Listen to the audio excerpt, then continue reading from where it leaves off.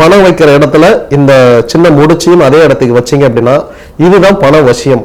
ஒன்னை உருவாக்கின பிறகு மீதி எல்லாமே எனக்கு ரொம்ப சுலபமாயிருச்சு. அந்த சுலபமான வேலையை இந்த நம்பர் எனக்கு பண்ணி கொடுத்தது. தொழில் ஸ்தானத்தில் ஏன் தொழில் படுத்துருச்சுன்னு ஒரு வார்த்தை சொல்றாங்கன்னா, கண் திருஷ்டி. ஆர்டரே வரலீங்க, சும்மா உட்காந்துருக்கோம், அந்த நிலைமை மாறும். யார் பிசினஸ் எத்திக்ஸ் ஃபாலோ பண்ணி இந்த பரிகாரங்கள் எல்லாம் சரியா பண்றாங்களோ அவங்களுக்கு 100% வெற்றி. உங்க தலைவாணி கடியில மருதாணி விதைகளை வச்சு தூங்குங்க.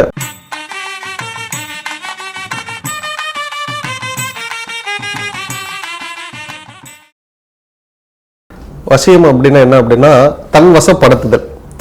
நீங்க நான் சொல்றதுக்கெல்லாம் ஆமான்னு சொல்லணும். அடுத்து தன் வசப்படுத்துதல் வசியம் அப்படின்னா ஃபர்ஸ்ட் பண வசியம். பண வசியம் மை அப்படின்னு சொல்லிட்டு நீங்க ஆன்லைன்ல விற்கிறாங்க. இப்போ இந்த மையெல்லாம் நீங்க வாங்குறதுக்கு பதிலாக நான் உங்களுக்கு நீங்களே தயாரிக்கக்கூடிய ஒரு எளிய பரிகாரம் ஒன்று சொல்றேன்.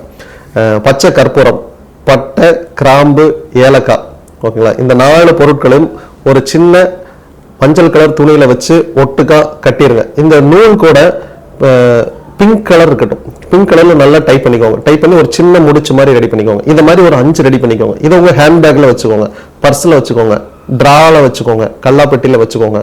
மேக்சிமம் ஒரு கண்ணாடி பவுல் வச்சு அந்த கண்ணாடி பவுலுக்குள்ள வச்சுக்கோங்க. பூஜா ரூம்ல வச்சுக்கோங்க. இப்படி 5 இடத்துல பிரிச்சு வச்சிருங்க. உங்கள்கிட்ட பணம் கிடைக்கும் இல்லையா, இந்த பணத்தை இந்த பவுலுக்குள்ள வைங்க. இந்த பணம் வைக்கிற இடத்துல இந்த சின்ன முடிச்சியும் அதே இடத்துக்கு வச்சீங்க அப்படின்னா இதுதான் பண வசியம். இது என்ன பண்ணும் அப்படின்னா லக்ஷ்மி கடாட்சத்தை ஈர்க்கும். இந்த பணத்தை யார் வச்சிருக்கா, யாரு கண்ட்ரோல்ல இந்த பணம் இருக்கு அப்படின்னா லக்ஷ்மி கண்ட்ரோல்ல இருக்கு. அப்ப என்ன பண்ணணும் அப்படின்னா நம்ம லக்ஷ்மியை வசியப்படுத்தணும். வசியம் என்ன அப்படின்னா அவங்கள நம்ம வசப்படுத்தணும், நம்ம வீட்டுக்கு அழைக்கணும். அவங்க வரணும் அப்படின்னா என்ன இருக்கணும் அப்படின்னா அவங்களுக்கு பிடிச்ச ஏதாவது ஒரு பொருள் நம்ம வீட்டுல இருக்கணும்.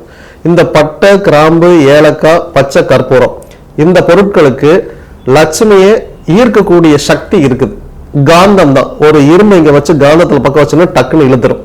அப்ப லட்சுமி தான் வீட்டுக்குள்ள இழுத்து லட்சுமி எங்க இருக்காலும் அங்க செல்வம் பொங்கும். அவ்வளவுதான். இயல்பா இந்த இடத்துக்கு லட்சுமி இல்ல, லட்சுமியை வர வைக்கிறோம். அதுக்கு இங்க ஒரு வசியத்தை ஏற்படுத்துறோம். இப்ப லட்சுமி வந்துடும். லட்சுமி வந்தோடனே பணம் பெருகும். இதை நீங்க செஞ்சு பாருங்க. ரெண்டாவது, உங்களுக்குன்னு சொல்லி அதிர்ஷ்ட நம்பர்கள் கண்டிப்பா உண்டு. இதுதான் நியூமராலஜியில மிகப்பெரிய கான்செப்ட் இதுதான். ஆனா ஒவ்வொரு மனிதர்களுக்குமே அப்படி ஒரு எண் கண்டிப்பாக உண்டு. எனக்கு 4678 என்னுடைய மொபைல் எண் பாத்தீங்க அப்படின்னா 4678. என்னோட மெயில் ஐடி பாத்தீங்கன்னா என் பேரு, அதனை தொடர்ந்து 4678@gmail.com. என்னுடைய கார் நம்பர் 46, என்னுடைய 2 வீலர் நம்பர் 4678. இந்த நம்பர் வந்ததுக்கு பிறகு என்னுடைய வாழ்க்கை மாறிடுச்சுன்னு சொல்லலாம். இன்னும் சொல்ல போனா அந்த நம்பருக்காக நான் தலைமைச் செயலாளர் வரைக்கும் ரெக்வெஸ்ட் பண்ணி எனக்கு அந்த நம்பர் தான் வேணும் அப்படின்னு சொல்லிட்டு அடம் பண்ணி வாங்கணும். அந்த வாங்கின பிறகு அடுத்தடுத்த வாகனங்கள் நிறைய வந்துச்சு. இதை வாங்குறதுதான் கஷ்டமா இருந்துச்சு எனக்கு ஒழிய, ஒன்னை உருவாக்கின பிறகு மீதி எல்லாமே எனக்கு ரொம்ப சுலபமாயிருச்சு. அந்த சுலபமான வேலையை இந்த நம்பர் எனக்கு பண்ணி கொடுத்தது. இந்த நம்பர் என்ன பண்ணுது அப்படின்னு கேட்டீங்கன்னா, இந்த பிரபஞ்சத்துல உங்களுக்கு எதெல்லாம் கிடைக்காம இருந்துச்சோ அதுதான் இந்த ஏஞ்சல் நம்பர். இந்த ஏஞ்சல் நம்பர் உங்ககிட்ட எப்ப வந்துருச்சோ, ஆல்ரெடி எங்கிட்ட ஒண்ணு இருந்துச்சு. இப்ப இந்த கேப் மாதிரி தான். இப்ப ஆல்ரெடி எங்கிட்ட இருந்துச்சு. இப்ப இந்த கேப்பா இருக்குது. இப்ப இந்த கேப்பை ஃபில் பண்றது இந்த ஏஞ்சல் நம்பர். இந்த ஏஞ்சல் நம்பர் உங்கள்கிட்ட கிடைச்சதுன்னா இப்படி ஃபுல் ஆயிரும். இப்ப உங்கள்கிட்ட கேப்பே இல்லை. இப்ப உங்கள்கிட்ட எல்லாமே கிடைச்சிருச்சு. இந்த கரெக்டா பொருந்தக்கூடிய ஏஞ்சல் நம்பர் எதுன்னு கண்டுபிடிக்கணும். இதை நீங்க உரிய ஜோதிடத்தை அணுகி நீங்க இந்த ஏஞ்சல் நம்பரை கண்டுபிடிச்சீங்கன்னா, நான் பல பேர் வாழ்க்கையில இது கண்கூட பார்த்த விஷயம். நான் உங்களுக்கு ஏஞ்சல் நம்பர் மட்டும் தான் கொடுப்பேன், வேற எதுவுமே பெருசா பரிந்துரைக்க மாட்டேன். அந்த ஏஞ்சல் நம்பர் கொடுத்து இந்த பண வசியத்துக்கு இது உருவாக்கி பண்ணுங்க அப்படின்னா அவங்களுக்கு உண்மையாலுமே சார், இப்ப எனக்கு பிசினஸ்க்குமே கூட இந்த மொபைல் நம்பர் யூஸ் பண்ணதுக்கு அப்புறம் பிசினஸ்க்கு கால் நிறைய வருது. நாங்க இந்த போன்ல பேசும்போது அப்படி சொல்றாங்க. இந்த போன்ல கூப்பிட்டு ஒரு விஷயத்தை நான் பேசுறதுக்கும் இந்த போன்ல பேசுறதுக்கு எனக்கு நிறைய வித்தியாசம் இருக்கு. இதுல எது பண்ணாலும் இந்த வேலை நடக்குது, உடனே நடக்குது. இந்த நம்பர் ராசியான நம்பர் அப்படின்னு சொல்றாங்க. அப்படிங்கிறப்ப எனக்கு ஆச்சரியமா இருக்கும். ஸோ இந்த ஏஞ்சல் நம்பர்ஸுக்கு இருக்கக்கூடிய சக்தி, இந்த வசியத்துக்கு இருக்கக்கூடிய சக்தி, இதுவே பாத்தீங்க அப்படின்னா தொழில் வசியம். அடுத்து தொழில் வசியம் நீங்க நல்லா இருக்குன்னா ஃபர்ஸ்ட் கட்டி சாம்பிராணி போட்டு உங்க தொழில் ஸ்தானத்துல சாம்பிராணி புகை போடணும். இந்த சாம்பிராணி புகை போடும்போது நீங்க பஞ்சகாவிய விளக்கு கடைகள்ல வாங்கிக்கோங்க. ஒரு விளக்கு, பஞ்சகாவிய விளக்கு, அதுல கொஞ்சம் வெண்கடுகு, அதுல பச்சை கற்பூரம் வச்சு இப்ப கொளுத்துனீங்க அப்படின்னா இந்த பஞ்சகாவிய விளக்கு முழுவதும் எரிஞ்சு சாம்பலாகும்.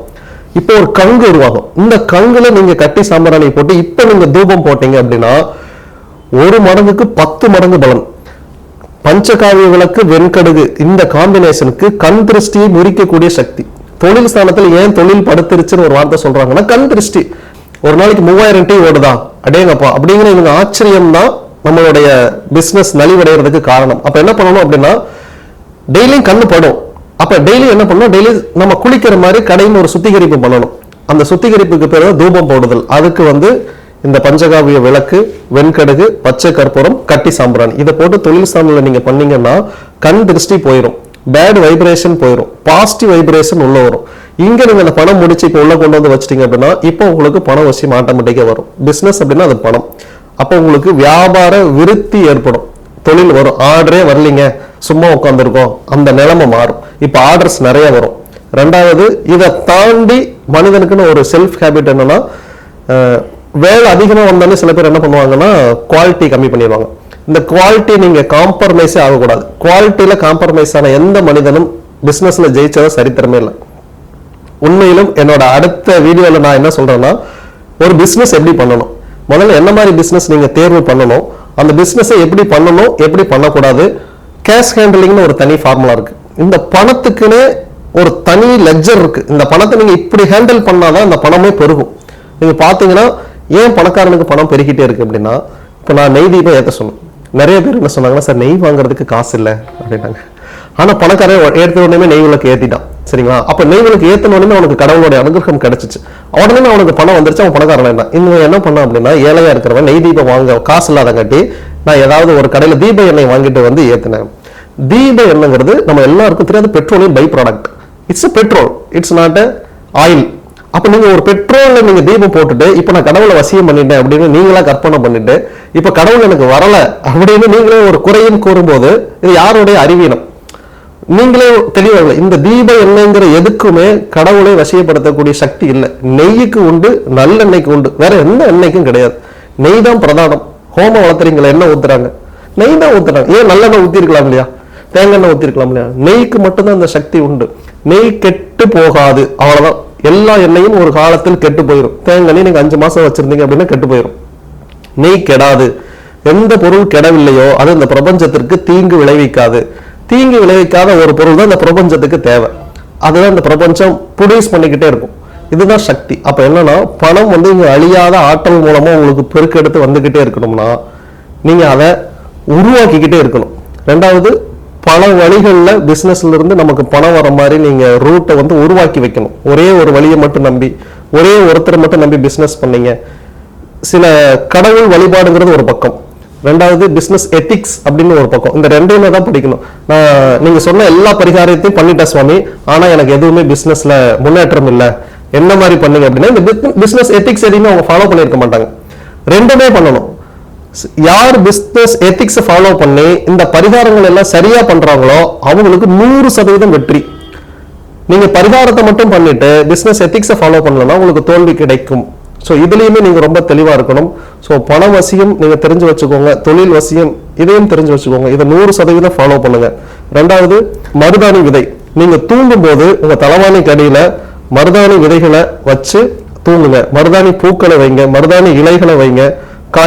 காயின்ஸ் இருக்குது, ரூபாய் நாணயங்கள் இருக்கு, நோட் இருக்கு அப்படின்னா அதெல்லாம் அடியில வச்சு தூங்குங்க. மல்லிகைப்பூ இருக்குதா, மல்லிகைப்பூ தலைவாணிக்கு வரை. நான் எங்க அம்மாயை பார்த்து வளர்ந்தேன். எங்க அம்மாயி என்னைக்குமே தலைவாணி கடியில காசு வச்சிருப்பாங்க. இப்பதான் எல்லாருமே கேஷ், ஹேண்ட்பேக், ஜிபே அப்படின்னு எல்லாம் மாறிட்டோம். ஆனா அதே மாதிரி எங்க அம்மாயி அந்த தலைவாணி கிட்ட யாரையும் அளவு பண்ணவும் மாட்டாங்க. அந்த இடத்துக்கு போறாங்கனாலே ஒருத்தங்க காசை திருடதான் போறாங்க அப்படின்னு அவங்களுக்கு நினைப்பு.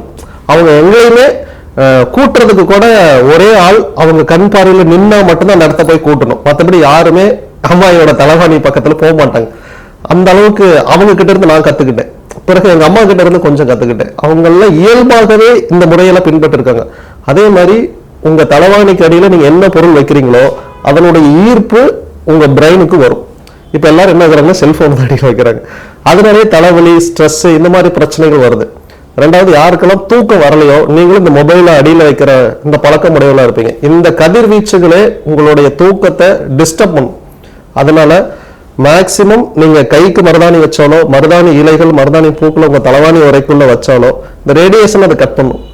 இது உண்மையா அப்படின்னு உங்களுக்கு செக் பண்ணணும் அப்படின்னா நீங்க கையில மருதாணி வச்சுட்டு உங்க ஆபீஸ்ல பயோமெட்ரிக்ல அட்டண்டன்ஸ் இருக்கு இல்லையா, இல்லைன்னா ரேஷன் கடையில பொருள் வாங்கும்போது பயோமெட்ரிக் வைப்பீங்க. அந்த பயோமெட்ரிக்ல கை வச்சீங்கன்னா அந்த சிக்னல் எதுவுமே அங்க ரீச் ஆகாது. என்ன நடக்குது அப்படின்னா இந்த மருதாணியினுடைய சக்தி இந்த பயோமெட்ரிக் சிக்னலை கட் பண்ணி விட்டுரும். அதனால ஸ்கேனே ஆகாது. இதே மாதிரி உங்க தேவையில்லாத நினைவுகளையும் எண்ணங்களையும் எண்ண ஓட்டங்களையும் இந்த மருதாணி விதை கட் பண்ணும். அப்ப நினைவுகளே இல்லை அப்படின்னா அந்த இடம் சாஃப்டா இருக்குன்னு அர்த்தம், தூங்கிடுவீங்க. கசன்னு எண்ணெயில் ஏதாவது திங்க் பண்ணிக்கிட்டே இருந்தீங்கன்னா தான் உங்களுக்கு தூக்கம் வராது. ஸோ அப்போ நீங்கள் படுக்கும் தலைவாணி ஃபர்ஸ்ட் சுத்தமாக இருக்கணும், நறுமணமாக இருக்கணும், லக்ஷ்மி கடாட்சம் அமைக்கப்படும் அதன் அடியில் இருக்கணும். இப்படி இருந்தாலும் உங்களுக்கு டீப் ஸ்லீப் வரும், சிந்தனைகள் ரொம்ப தெளிவாக இருக்கும், நீங்கள் எடுக்கும் முடிவு சரியானதாக இருக்கும், பண வரவு உங்களுக்கு அதிகரிகமாக இருக்கும்.